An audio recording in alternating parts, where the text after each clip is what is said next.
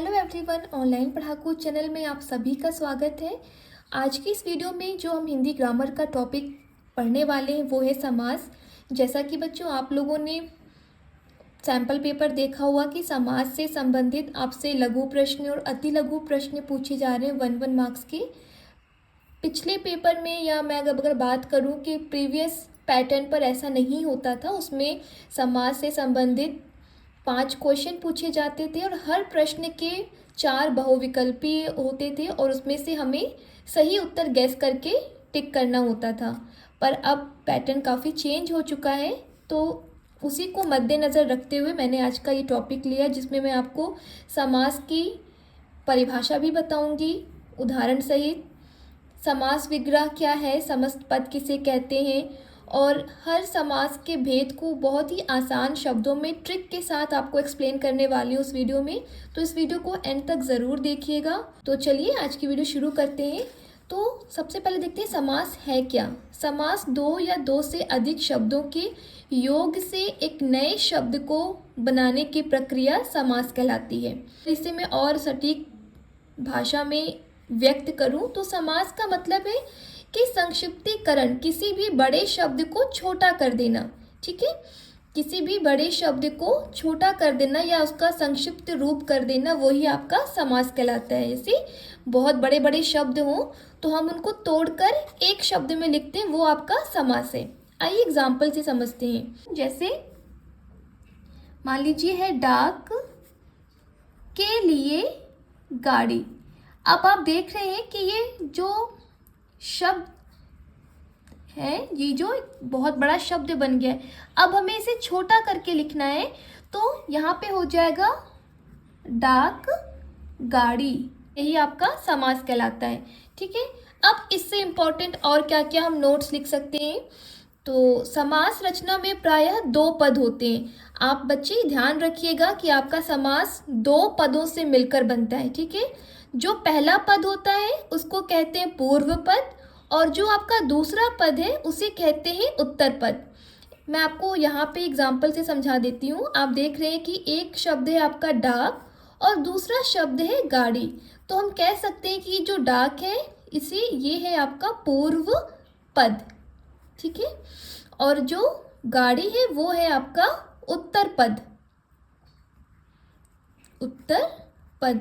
तो आपसे प्रश्न पत्र में पूछा जा सकता है कि पूर्व पद और उत्तर पद क्या है। तो आप ये लाइन ज़रूर लिख सकते हैं कि समास रचना में प्रायः 2 पद होते हैं।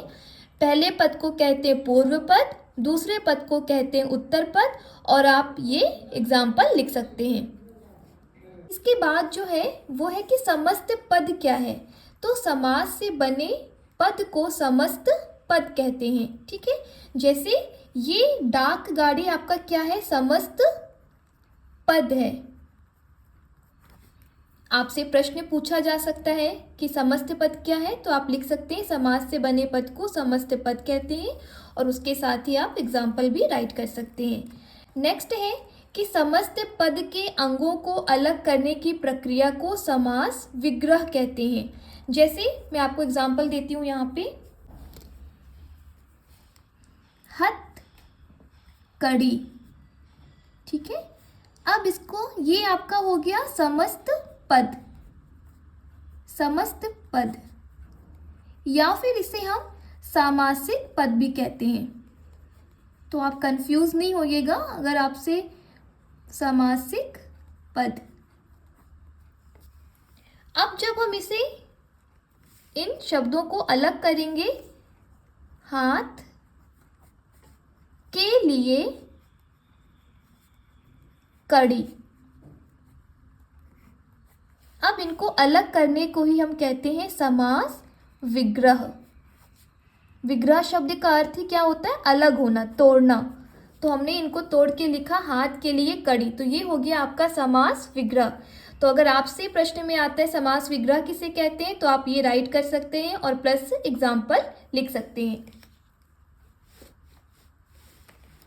तो बच्चों अगर आप चाहें तो स्क्रीनशॉट ले सकते हैं, क्योंकि इन नोट से आपके प्रश्न बन सकते हैं कि पूर्व पद उत्तर पद क्या है, या समस्त पद किसे कहते हैं, उदाहरण सहित समझाइए। समास विग्रह क्या है, उदाहरण सहित लिखिए। ठीक है, अब हम चलते हैं समास के भेद पर। समास के भेदों की संख्या होती है 6।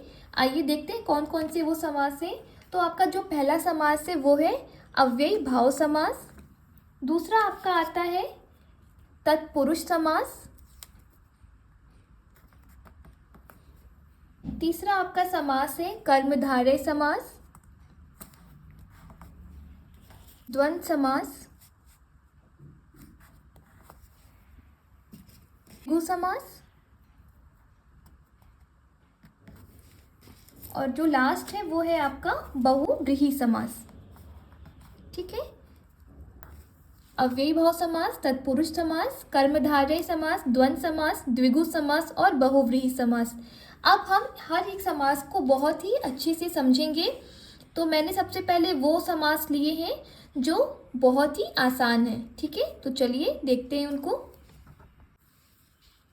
यहाँ पे जो मैंने आपको समास समझाया है वो है द्विगु समास। द्विगु समास जिस समास का पहला पद संख्यावाची हो। ठीक है, ध्यान रखिएगा, जो पहला पद संख्यावाची हो, आपको पता है कि समास दो पद से मिलकर बनता है, पूर्व पद और उत्तर पद। ठीक है, और यहाँ पे कह रहा है द्विगु समास में कि जो पहला पद आपका संख्यावाची हो, मतलब जिसको आप काउंट कर सकते हैं, गिनती हो, वो आपका होता है द्विगु समास। जैसे एग्जाम्पल देखिए, यहाँ पर है पंचतंत्र। तो मैं अगर आपसे पहले पूछूं कि इसमें कितने पद हैं, तो आप बहुत ही आसानी से बता सकते हैं कि मैम यहाँ पे 2 पद है।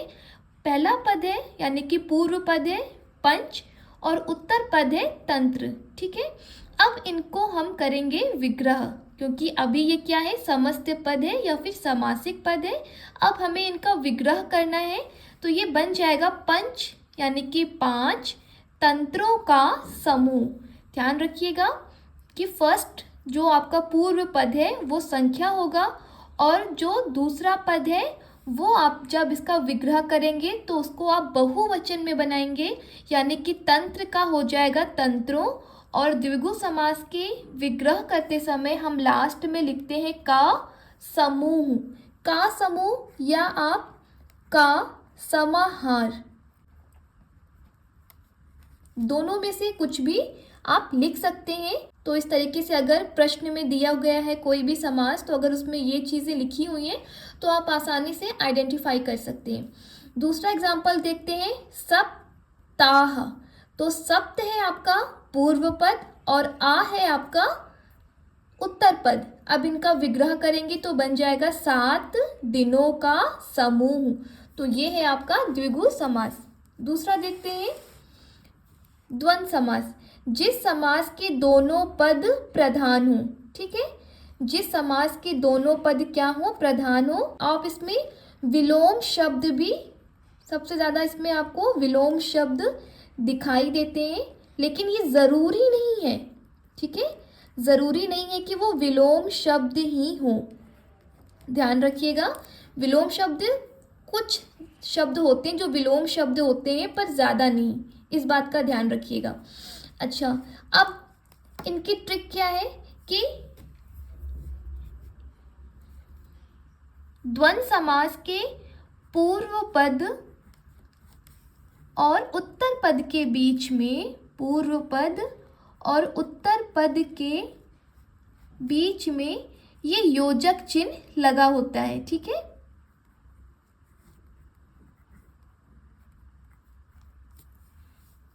अगर मान लीजिए कोई भी समस्त पद दिया हुआ है और पूर्व पद उत्तर पद के बीच में योजक चिन्ह है, तो आप समझ सकते हैं कि वो आपका द्वंद्व समास है। और जब हम इनका विग्रह करते हैं तो उस योजक चिन्ह को हटाकर वहां पे हम और या तथा इन शब्दों का प्रयोग करके विग्रह करते हैं। आइए उदाहरण देखते हैं। जैसे यहाँ पर उदाहरण है रात दिन। तो रात है आपका पूर्व पद, दिन है आपका उत्तर पद, और द्वंद्व समास कहता है कि इसके दोनों पद ही क्या होते हैं, प्रधान होते हैं। ठीक है, तो ये आपका योजक चिन्ह लगा हुआ है। अब इनका हम विग्रह करेंगे तो ये बन जाएगा रात और दिन। पाप पुण्य। पाप आपका पूर्व पद, पुण्य आपका है उत्तर पद, बीच में लगा है योजक चिन्ह। ये है आपका द्वंद्व समास। विग्रह करेंगे तो बन जाएगा पाप और पुण्य। ऐसे ही मान लीजिए कभी कभी हम या शब्द भी देखते हैं। या का प्रयोग कब करते हैं? जब कोई चीज़ हमारे सामने एक साथ उपस्थित नहीं होती है। ठीक है, एक साथ उपस्थित नहीं होती। जैसे मान लीजिए यहाँ पर है दूर, योजक चिन्ह, पास। अब इसका विग्रह करना होगा तो हम दूर और पास नहीं लिख सकते। यहाँ पे हम लिखेंगे दूर या पास। जैसे मान लीजिए ये मेरे पास पेन है। अब ये पेन या तो मेरे पास रहेगी या फिर मुझसे दूर रहेगी, तब हम वहाँ पे या का प्रयोग करते हैं। और नेक्स्ट समास पर, नेक्स्ट समास है हमारा कर्मधारय समास।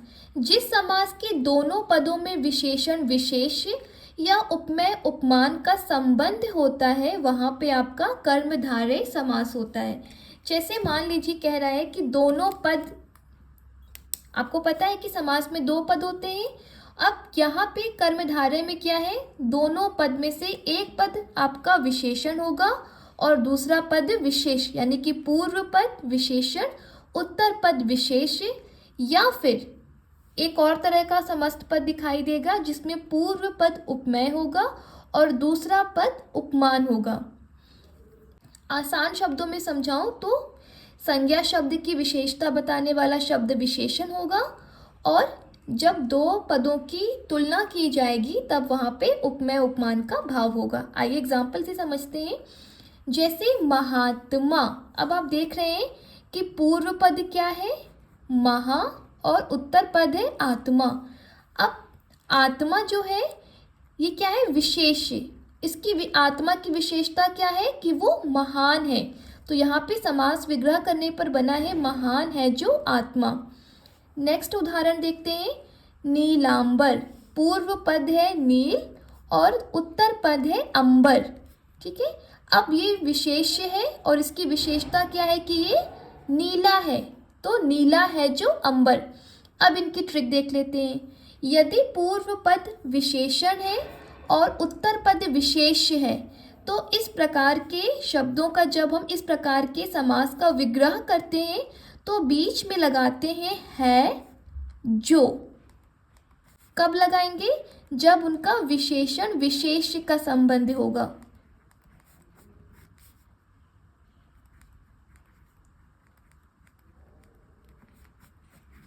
ठीक है, तो अब हम उनका विग्रह करते समय है जो का प्रयोग करते हैं। हम यहाँ बात करें कमल नयन की, तो इसका विग्रह है कमल रूपी नयन। यहाँ पे दो पद है, पूर्व पद है कमल और दूसरा पद है नयन। तो कमल हो गया आपका उपमान और नयन हो गया आपका उपमेय, क्योंकि यहाँ पे तुलना का भाव है, उसके नयन कमल रूपी हैं।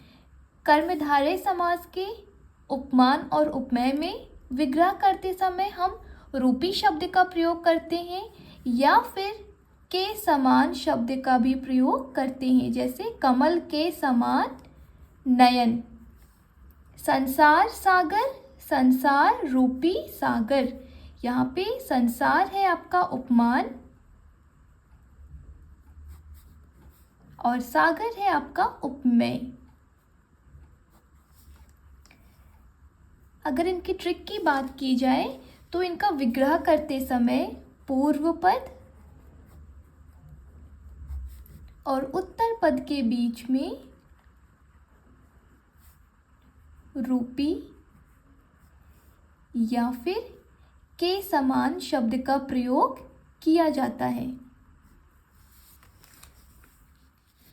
नेक्स्ट है हमारा तत्पुरुष समास। जिस समस्त पद में उत्तर पद प्रधान होता है वहाँ तत्पुरुष समास होता है। उदाहरण देखिए, राजकुमार, तो इसका समास विग्रह है राजा का कुमार। सिर दर्द, सिर में दर्द।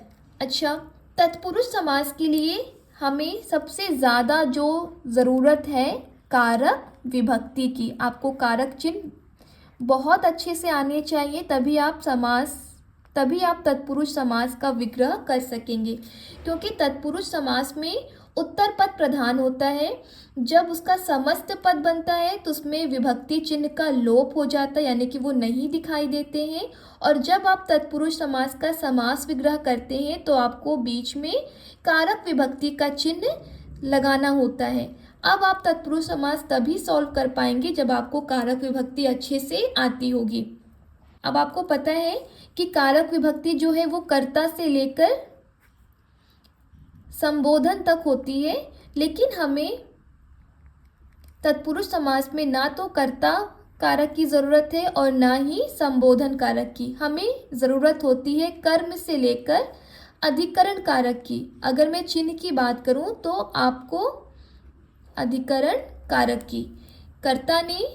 कर्ता ने कर्म को करण से संप्रदान के लिए अपादान से अलग होने के भाव में संबंध का के की रा रे री अधिकरण में पर संबोधन है अरे। तो जैसे मैंने आपको बताया कि तत्पुरुष समास में कर्ता और संबोधन की ज़रूरत बिल्कुल नहीं है। आपको कर्म से लेकर अधिकरण तक के कारक चिन्ह अच्छे से पता होने चाहिए, क्योंकि क्या पता आपसे प्रश्न पत्र में अपादान तत्पुरुष समास का कोई उदाहरण पूछ सकता है, या फिर संप्रदान तत्पुरुष समास का कोई उदाहरण पूछा जा सकता है। तो आपको कारक चिन्ह पता होनी चाहिए, ठीक है। अगर मैं इसकी ट्रिक की बात करूं, विग्रह है तो उसमें आपको कारक चिन्ह दिखाई देंगे, ठीक है। कारक चिन्ह दिखाई देंगे।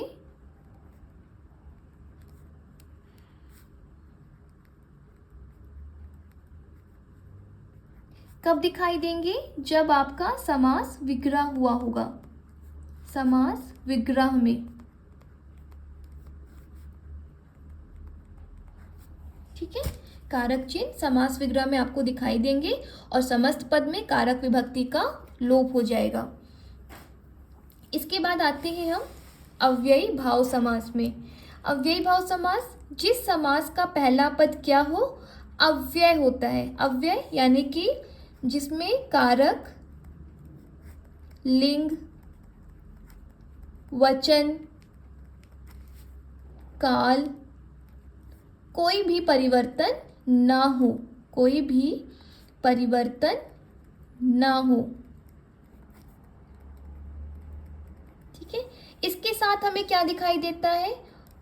शब्दों की पुनरावृत्ति दिखाई देती है।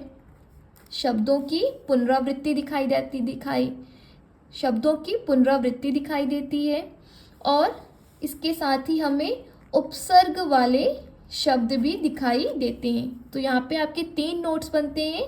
पहला पद जो होता है वो अव्यय होता है, या फिर पहला पद आपका उपसर्ग होगा, दूसरे पॉइंट्स की बात करें।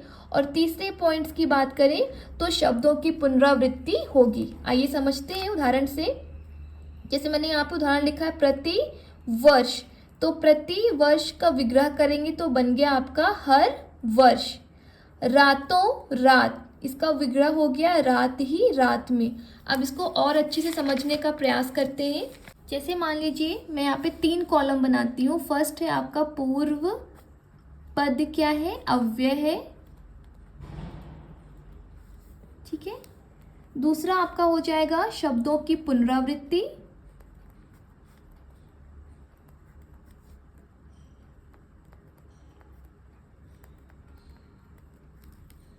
और तीसरा आपका है उपसर्ग वाले शब्द। अब इनको ध्यान से आप समझिएगा।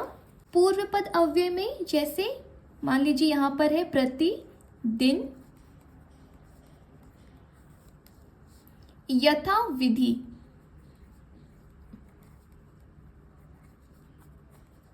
ये क्या है? अव्यय वाले शब्द हैं, इनमें कोई भी परिवर्तन नहीं हो सकता है, ये वैसे के वैसे लिखे जाते हैं। इसका विग्रह हो जाएगा हर दिन।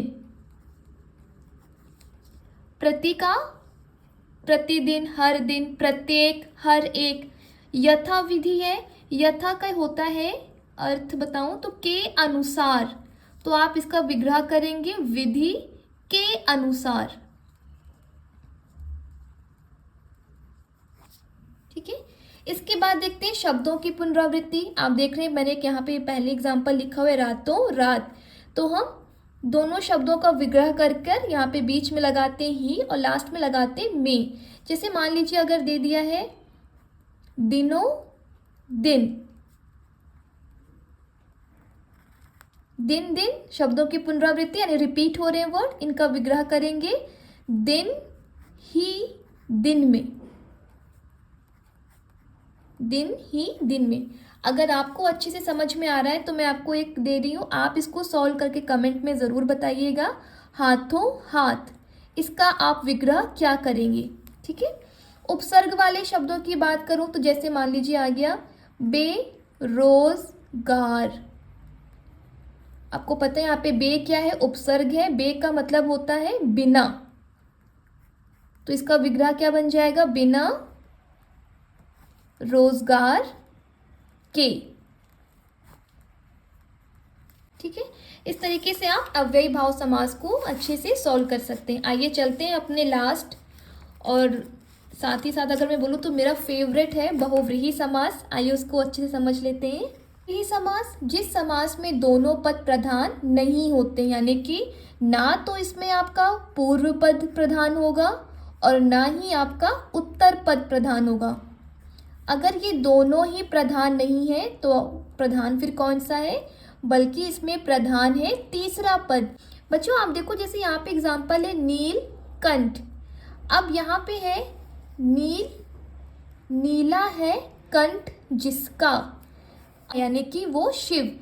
तो पहला पद यानी पूर्व पद, उत्तर पद, ये दोनों पद मिलकर बना रहे हैं किसी तीसरे पद को, तो ये तीसरा पद आपका बनता है बहुव्रीहि समास में।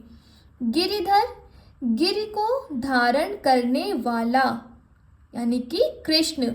गिरि मतलब यहाँ पर है पर्वत, पर्वत को किसने धारण किया था, किसने उठाया था, तो कृष्ण ने। अगर बहुव्रीहि समास की बात करें तो मोस्टली आपको भगवान के नाम दिखाई देते हैं इसमें, मोस्टली भगवान के नाम ही होते हैं, मतलब 50% आप मान सकते हैं, 50% भगवान के नाम दिखाई देते हैं। बाकी और भी बहुत सारे शब्द हैं जो बहुव्रीहि समास में आते हैं। अब इनकी मैं ट्रिक की बात करूं तो यदि जब आप इसका विग्रह देखेंगे तो इस विग्रह में शब्द आता है जिसका, जिसके, जिसको,